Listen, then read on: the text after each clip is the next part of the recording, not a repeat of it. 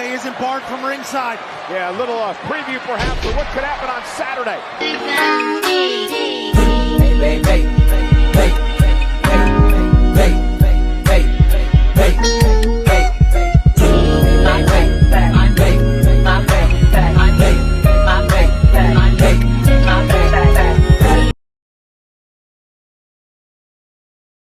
Hey, what's going on YouTube land? It's your boy TJ and welcome to my YouTube channel, Wrestling Nostalgia, where I give my reviews on WWE shows and PLE events, and today we are going to be reviewing Raw, June 10th, 2024. But before I get into my review, just go ahead and give that thumbs up, a like. It helps push my video through the algorithm. Share it to your friends, and there's friends to share to their friends, and we can all be friends. Okay, enough of all that. Let's go ahead and get it right to the review. We open up Raw with Drew McIntyre. He comes out and basically he kind of does his whole stick about, oh, you know, Damian Priest, because he has a match with him for the World Championship in Scotland, which is his homeland. He says that he's going to need the Judgment Day if he thinks he's going to beat me in my home turf and da-da-da-da-da. So this brings out Damian Priest and the Judgment Day, and he says, look, let me make it clear to you, I don't need the Judgment Day. This is not the Judgment Day's title. This is Damian Priest's title, and I don't need them to beat you, and I'm going to beat you in your homeland. So Damian Priest makes a proposal to Drew McIntyre. You face Finn Balor tonight, and if you beat Finn Balor tonight, Judgment Day is barred from ringside. But if Finn Balor beats you, that means that they could be at ringside, and I want them there just so they can witness me beating you in your homeland. So Drew McIntyre says that I love a man that wants to dig his own grave. I was like, oh, not dig his own grave. And he says, you're on. This next segment is Liv Morgan, and she's in the Judgment Day's hideout. And again, she's trying to put the move on Dominic Mysterio. And she gives her hotel key to Dominic, and she says, I don't think you want to be with somebody like Rhea that makes you call her mommy. You need to be with a woman that doesn't mind calling you daddy. And I'm all like, but here's my hotel room key. Get at me when you want a real woman. And I'm all like, ooh, girl, you really are trying to lay it on thick with Dominic. Oh my goodness, that's man-child. But we're gonna see if he bites the bait. You can't make this stuff up. In this next matchup, it is Lyra Valkyria versus Io Sky. Io already starts off hot and heavy and swinging at her and backing her up in the corner, stomping her. For a good portion of this match, Io Sky is getting the best of Lyra Valkyria. She even have her kicking her on the ground. Lyra Valkyria is not having it. She ends up fighting back. Then she does this reverse Boston Crab maneuver, and then she has her arms and then like dangling her. I was like, she is disrespectful. Puts her down and then rolls her up to almost get a 3 count. And I remember she did a enziguri. Io Sky ends up getting out the ring. Lyra Valkyria tries to do the drop kick.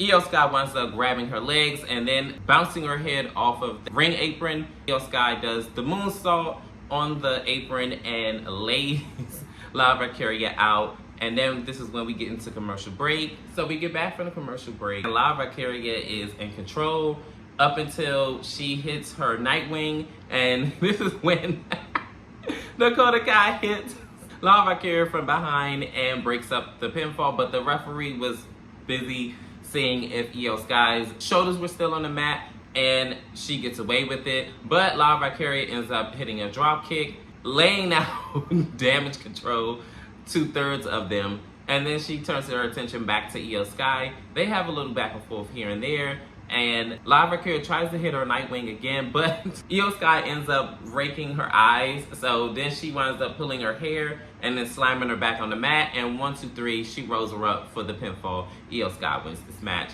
But Io Sky is not done yet, and neither is Damage Control, because Dakota Kai and Kairi Sane ends up attacking Lyra Valkyria from behind and laser lane, but Io Sky is not done. She ends up beating on her relentlessly. This brings out Katana and Kaden out to even out the odds. Damage Control dispersed. In this next segment, it is the Judgment Day, and Dominic Mysterio lets the Judgment Day know that Liv Morgan left her room key with Dominic Mysterio.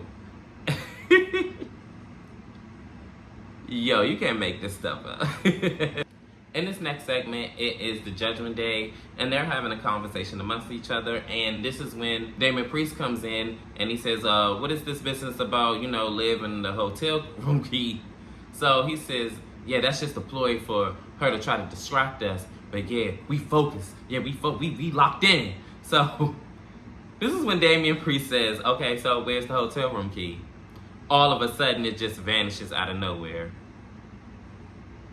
Girl. Ain't it painfully obvious that Dominic Mysterio has the damn hotel room key? We're not going to pretend like we're in elementary school, okay? He has that key.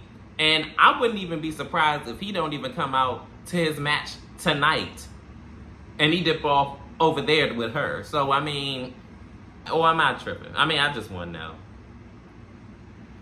In our next matchup, it is a 6-man tag. The Judgment Day versus Rey Mysterio, Braun Strowman, and Dragon Lee. Whew, this match is all over the place.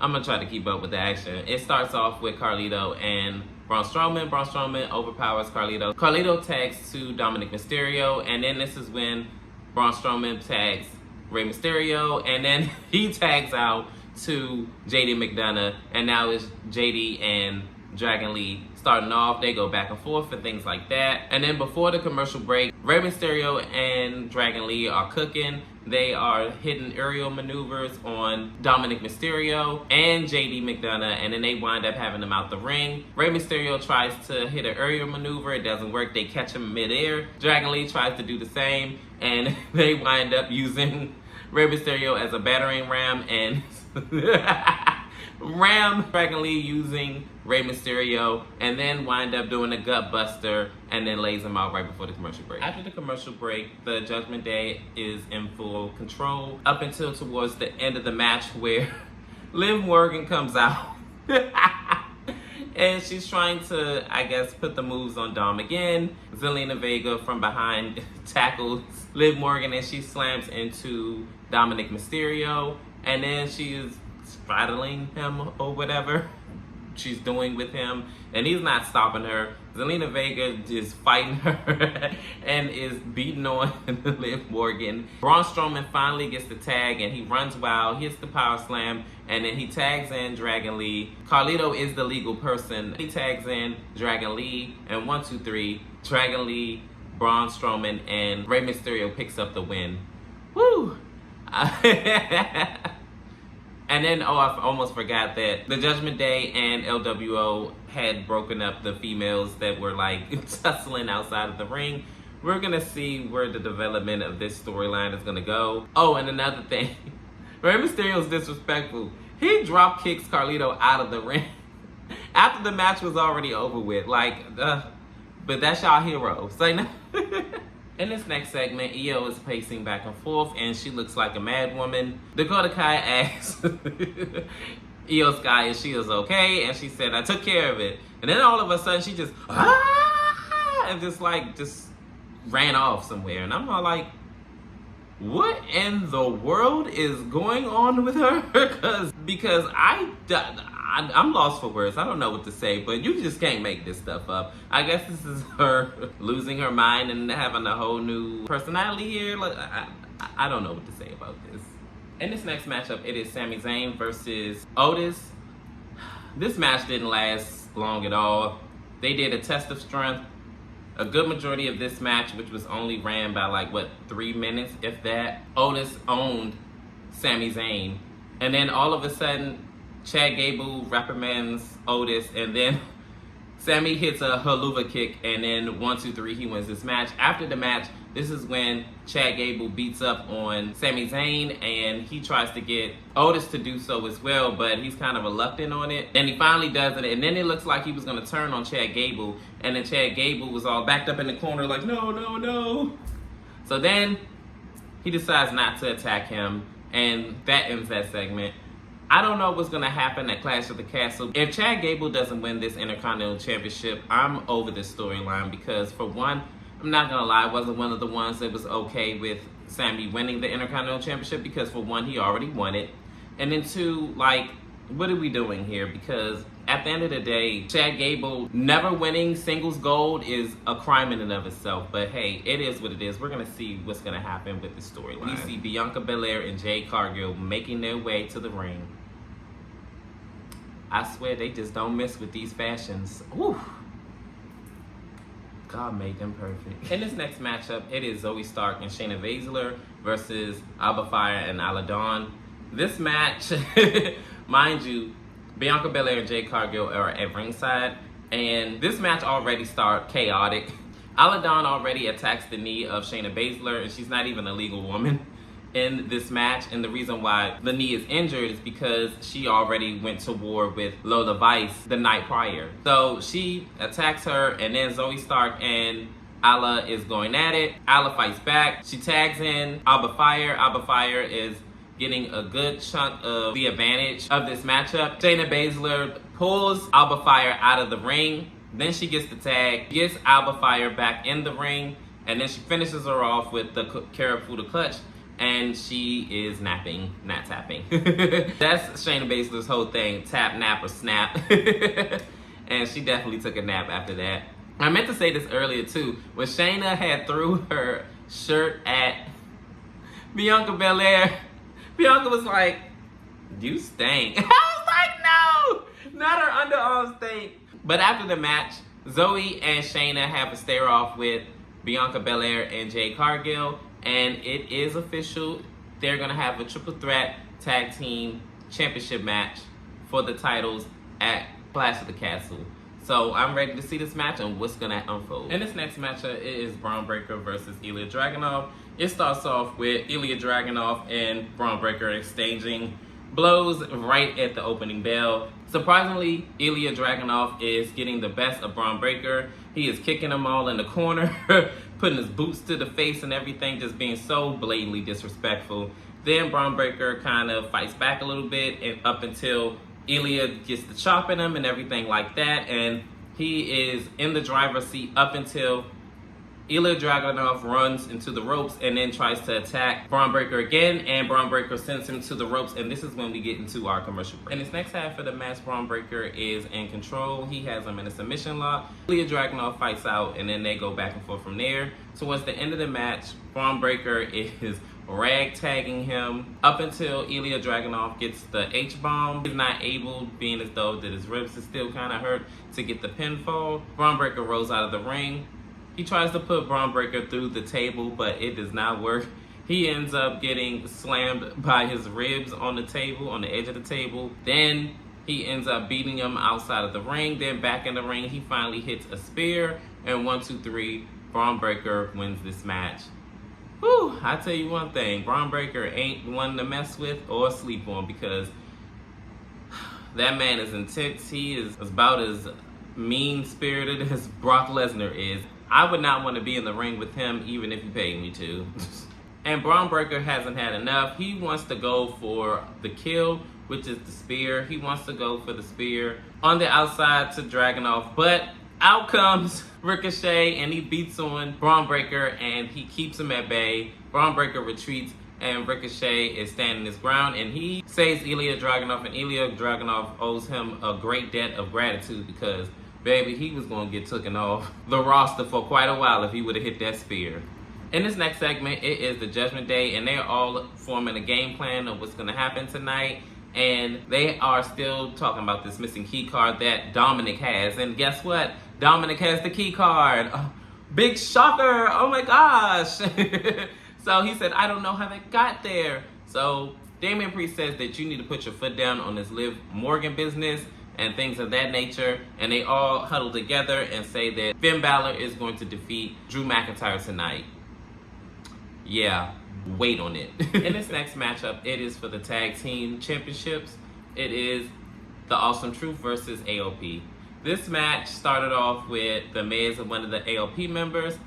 The Miz is kind of outmaneuvering one of the AOP members up until they get the tag, and then he runs into a clothesline, and this is when they get to the commercial break, which this is the very start of the match.